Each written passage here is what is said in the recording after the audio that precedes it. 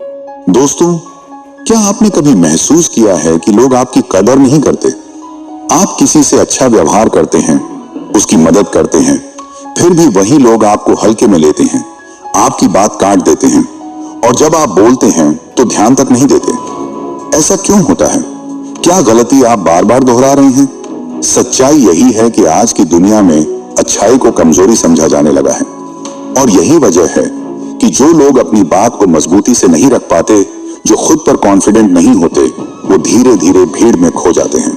दोस्तों, आज मैं आपको जो बताने वाला हूं, उसको सुनने के बाद आपको अपनी लाइफ में इतनी वैल्यू मिलने लग जाएगी कि सब लोग आपकी बात को मानेंगे और आपके हर काम बनते चले जाएंगे।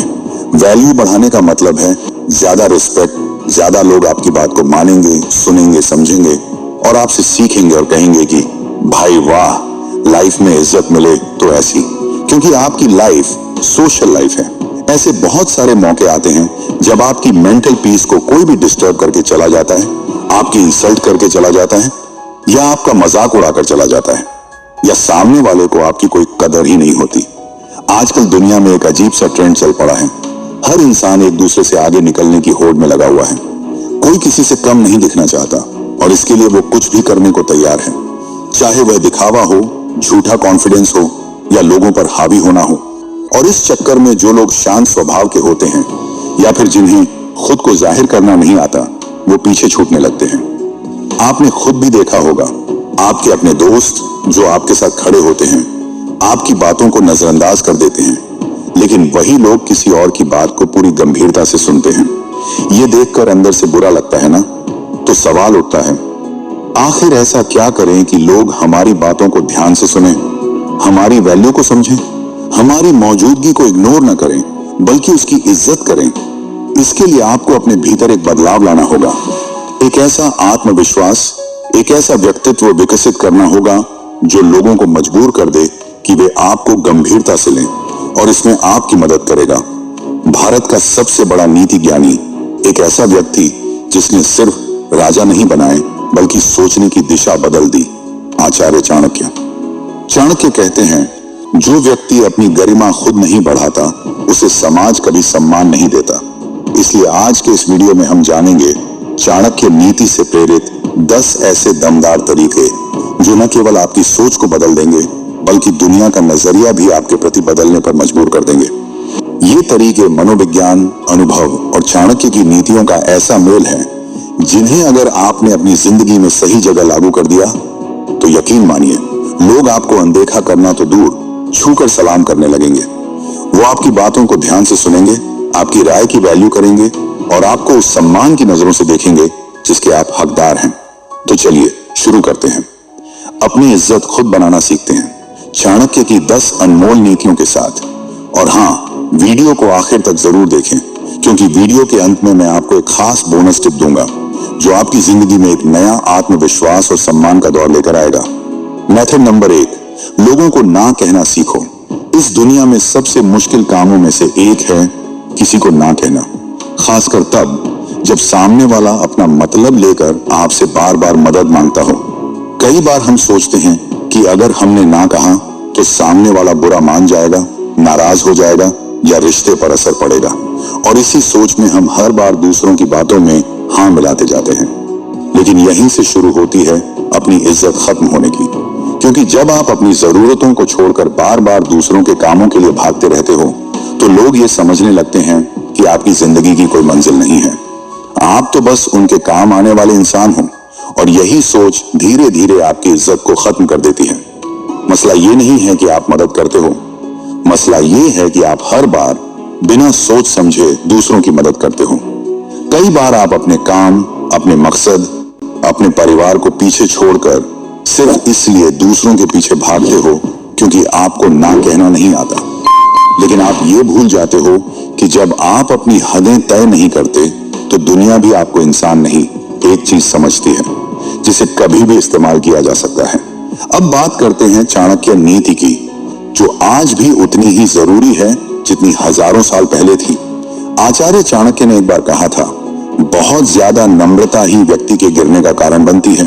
अगर आप हर वक्त झुकते रहोगे तो लोग आपको अपने नीचे दबा देंगे। ये बात उन्होंने तब कही थी जब उन्होंने चंद्रगुप्त मौर्य को राजनीति की सीख देनी शुरू की थी।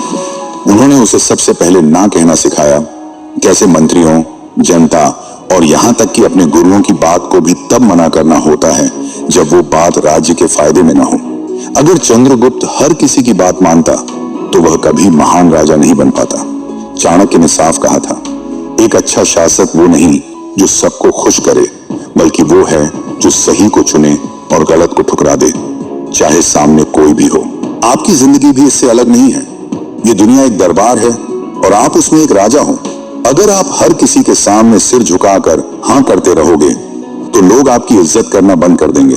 रिश्तों में, ऑफिस में, दोस्तों के बीच हर जगह एक सीमित ना की जरूरत होती है, क्योंकि जब आप ना कहते हो तो आप अपने आत्मसम्मान की रक्षा करते हो। आप सामने वाले को यह बताते हो कि मेरे पास अपनी जरूरतें हैं, मेरा भी समय कीमती है और मैं हर किसी की मनचाही चीज नहीं हूं। याद रखो, जो इंसान खुद को पहले रखना नहीं जानता, दुनिया भी उसे कभी पहले नहीं रखती।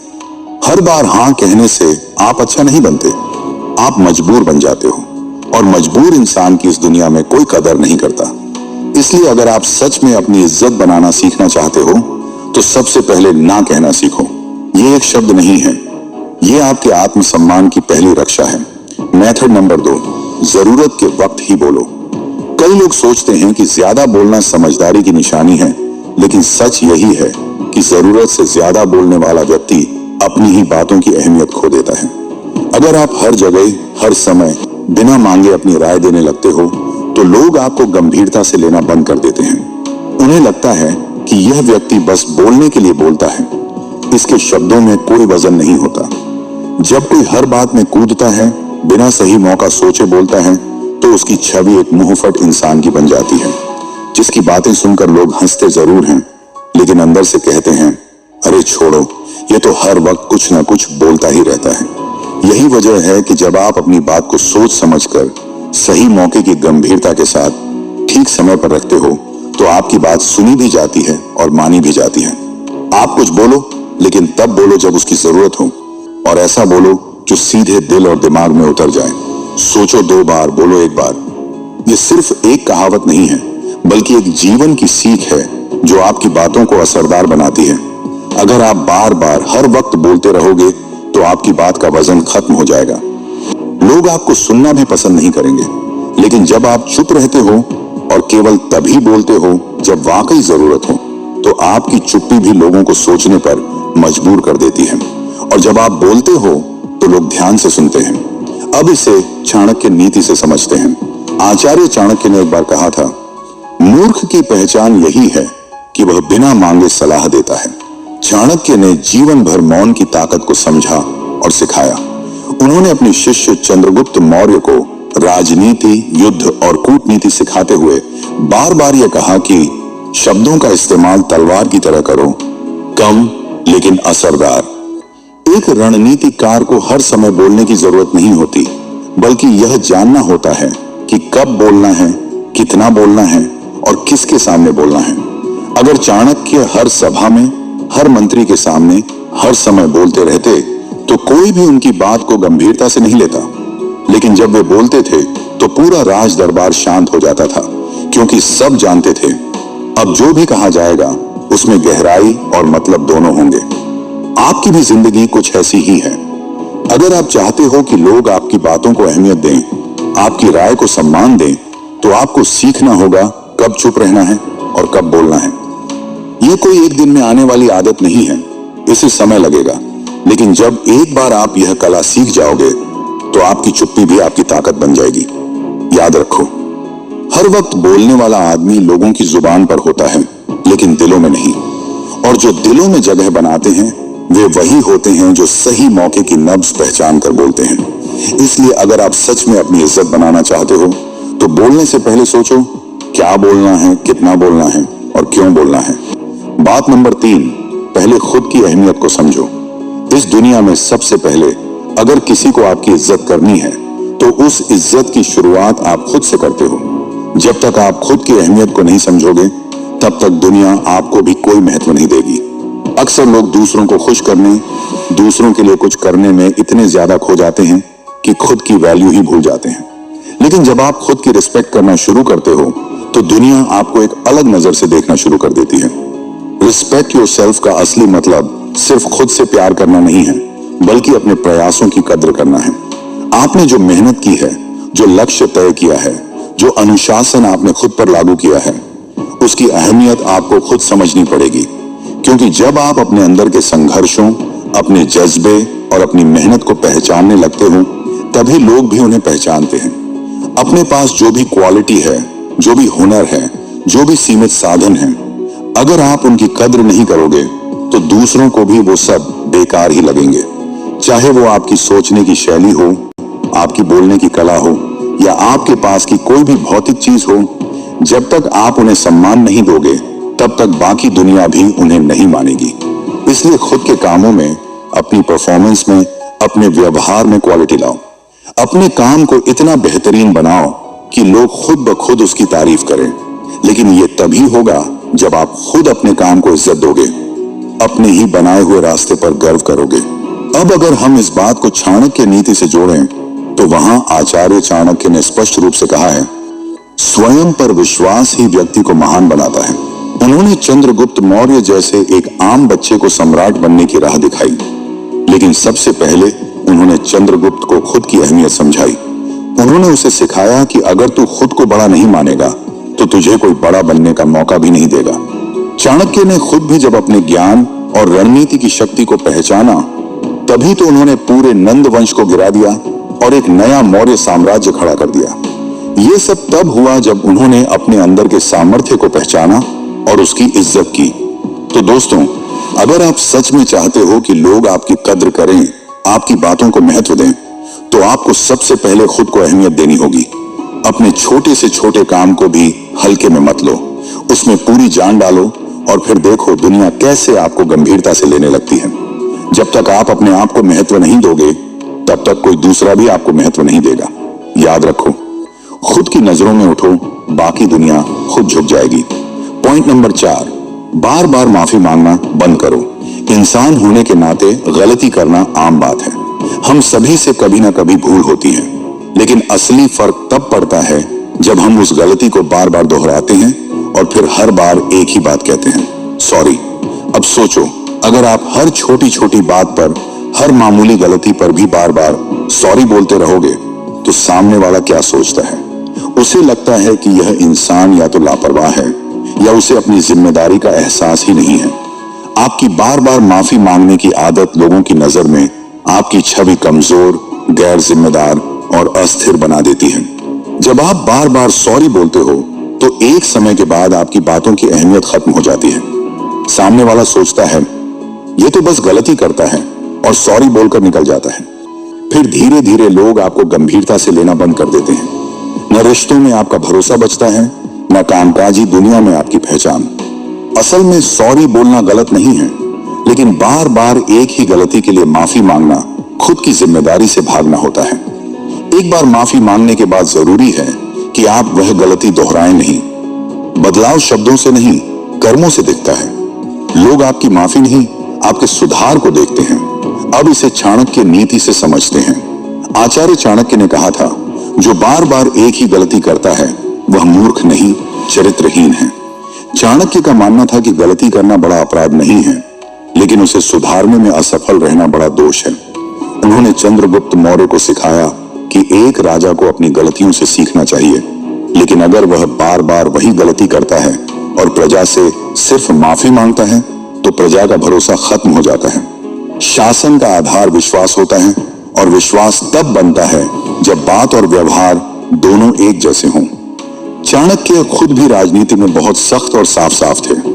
जब उन्होंने अपने शिष्यों को कोई काम दिया और गलती हुई तो वे केवल माफी स्वीकार नहीं करते थे, वे सुधार की उम्मीद करते थे।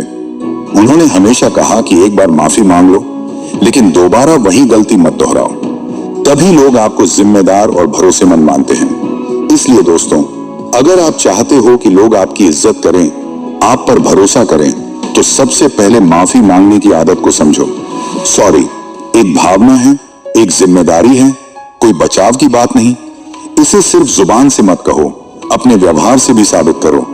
जब लोग देखें कि आपने माफी मांगने के बाद खुद को सुधारा है, तभी वे आपको गंभीरता से लेना शुरू करते हैं। याद रखो, बार बार माफी मांगने से आपकी गलती छोटी नहीं होती, बल्कि आपकी छवि छोटी हो जाती है। इसलिए सॉरी बोलो, लेकिन केवल तब जब सच में गलती हो, और फिर दोबारा वही गलती मत दोहराओ। बात नंबर 5, जो भी करो दिल से करो। इस दुनिया में लाखों लोग हर दिन काम करते हैं। कोई पढ़ाई करता है, कोई नौकरी करता है, कोई मशीनें बनाता है, कोई कला में मग्न होता है। लेकिन फर्क कहां आता है? फर्क वहां आता है जहां काम दिल से किया जाता है। जब आप कोई भी काम सिर्फ मजबूरी में करते हो, तो उसका असर सिर्फ आपके चेहरे पर नहीं, आपके पूरे व्यक्तित्व पर दिखने लगता है। लेकिन जब आप वही काम पूरे दिल से, जोश के साथ, मेहनत के साथ करते हो, तो वह काम सिर्फ काम नहीं रह जाता, वह आपकी पहचान बन जाता है। अगर आप एक छात्र हो तो ऐसे पढ़ो जैसे कि ज्ञान ही आपका धर्म है। अगर आप एक मैकेनिक हो तो गाड़ी ठीक करते वक्त उसमें अपनी जान लगा दो। अगर आप बैंक में काम करते हो तो हर लेन देन को ईमानदारी और लगन से पूरा करो, क्योंकि जब आप किसी भी चीज को दिल से करते हो तो वो सिर्फ एक काम नहीं रहता, वो दूसरों के लिए एक उदाहरण बन जाता है।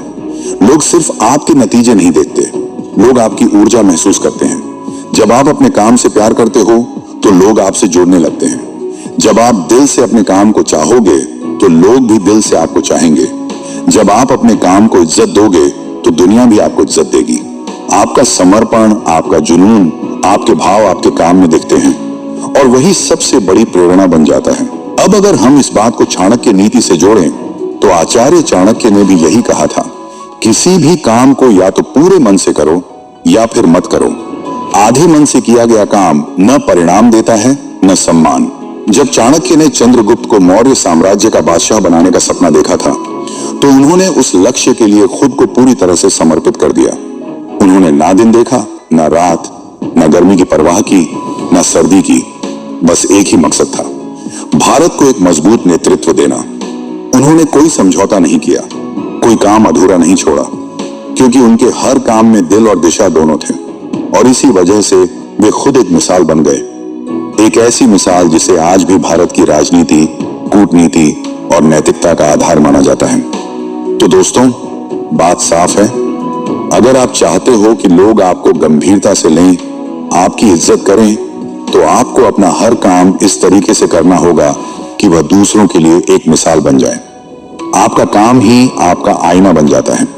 जैसे आप काम करोगे, लोग वैसे ही आपको पहचानेंगे। इसलिए जो भी करो दिल से करो, वरना मत करो। याद रखो, दुनिया उन्हीं को याद रखती है जिन्होंने काम नहीं, कर्म किया है, और कर्म तभी श्रेष्ठ बनता है जब उसमें दिल की पूरी ताकत शामिल हो। बात नंबर 6, चुप रहना एक अच्छा गुण है, इसका सही इस्तेमाल करें। चुप रहना एक बड़ी कला है, और ये तब और भी ज्यादा ताकतवर हो जाती है जब आप इसे सही समय पर इस्तेमाल करना सीख जाते हैं। आपने जरूर सुना होगा, मूर्ख के लिए सबसे अच्छा जवाब है कि आप चुप रहो। ये बात बिल्कुल सही है, लेकिन ये तभी सही होती है जब आपके सामने ऐसे लोग हों जो बहस के लायक ही ना हों। लेकिन असली समस्या तब आती है जब हमें बोलना चाहिए, लेकिन हम चुप रह जाते हैं, और जहां चुप रहना चाहिए वहां बिना सोचे समझे बोल देते हैं। यहीं से सारी परेशानी शुरू होती है, क्योंकि बोलना हर कोई जानता है, लेकिन कब चुप रहना है ये समझ बहुत कम लोगों में होती है। चुप्पी एक ताकत है, लेकिन ये ताकत तभी काम आएगी जब आप जानोगे कि इसका इस्तेमाल कब, कहां और कितना करना है। अक्सर लोग सोचते हैं कि चुप रहना डर या कमजोरी की निशानी है, लेकिन असल में ये धैर्य, समझदारी और खुद पर काबू पाने की सबसे बड़ी पहचान है। कभी कभी हम खुद को साबित करने के चक्कर में बेवजह बोलते रहते हैं, जिससे न सिर्फ हमारा समय खराब होता है, बल्कि हमारी छवि भी कमजोर हो जाती है। दूसरी तरफ अगर आप सही वक्त पर चुप रहना सीख जाते हो, तो लोग आपकी गंभीरता, आपकी सोच और आपके आत्मविश्वास की कदर करने लगते हैं। आपकी चुप्पी लोगों को सोचने पर मजबूर कर देती है, क्योंकि जब सब बोल रहे हों और आप शांत हों, तो सबकी नजरें आप पर टिक जाती हैं। ये क्यों चुप है? और वहीं से आपकी कद्र बननी शुरू हो जाती है। अब इसे समझते हैं चाणक्य नीति के उदाहरण से।